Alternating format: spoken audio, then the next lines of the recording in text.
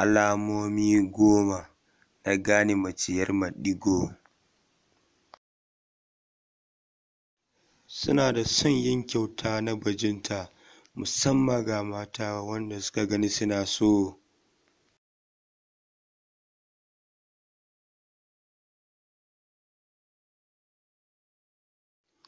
Suna da mugun son yin ɗinkin riga matsatse, wato rigan da ke bayyana nononsu.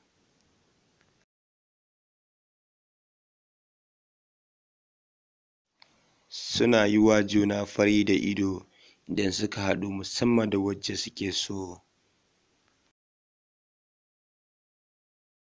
Suna da son yabawa structure na juna, wato kyan halittar mace.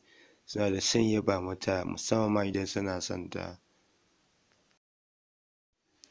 Sun fi yabawa kyau na mace fiye da namiji. Sannan kuma suna da mummunan kishi.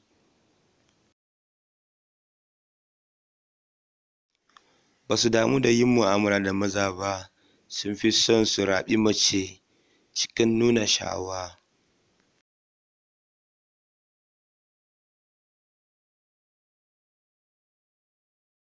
Suna da son ƙyalli da tsafta ta fitar hankali.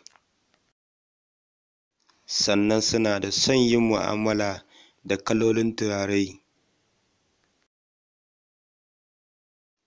Abu na ƙarshe, suna da son saka sarƙa a kakarsu da zobe a yatsar ƙafa. Ya Allah ka ƙara 'yan uwa musulmai baki ɗaya, don Allah ku yi sharing wannan zuwa WhatsApp, Facebook da sauran social media. Allah ya ƙare mu baki ɗaya. Amin summa amin.